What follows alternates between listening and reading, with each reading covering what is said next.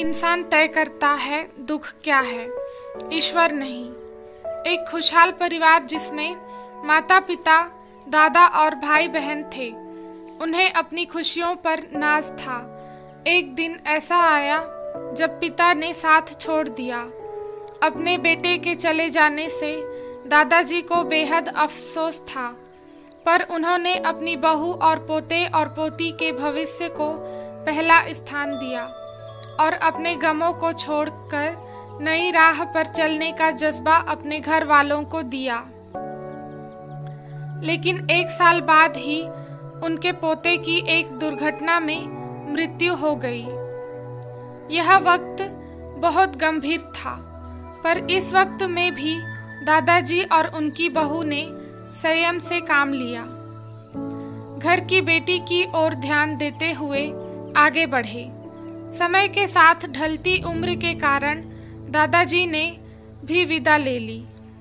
अब घर में बस माँ और उनकी बेटी थी।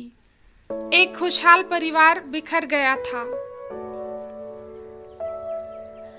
अब बेटी बड़ी हो रही है, जिसके जीवन के अहम फैसले उसके सामने हैं, पर मन में उदासी और बेचैनी है। महज 14 वर्ष की आयु में पिता और फिर भाई को खो देने की तकलीफ है,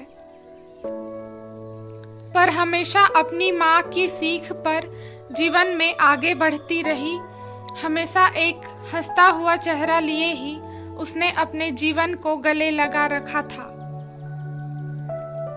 एक दिन अकेलापन के बांध टूट गए और उसने भरी हुई आंखों से अपनी माँ से पूछा,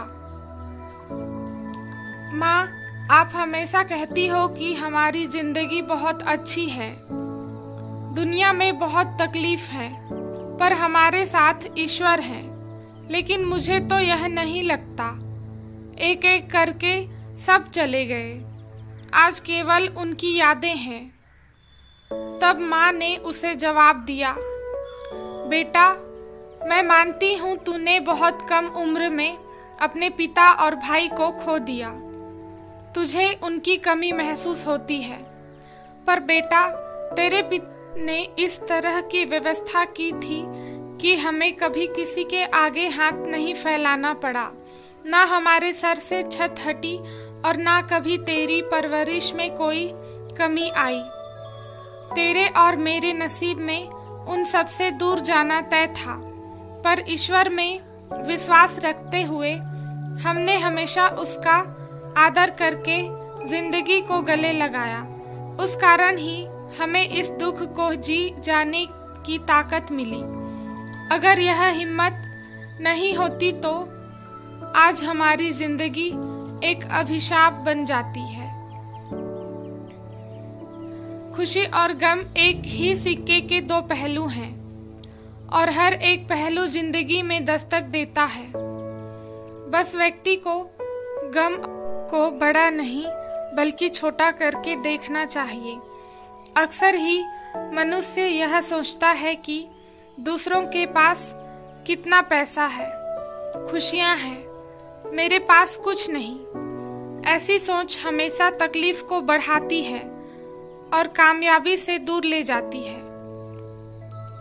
जबकि अगर व्यक्ति ऐसा सोचे कि अगला कितना दुखी है, उसके तकलीफों से अपनी खुशियों का मापदंड करे, तो उसे ईश्वर की दी जिंदगी पर अभिमान होगा।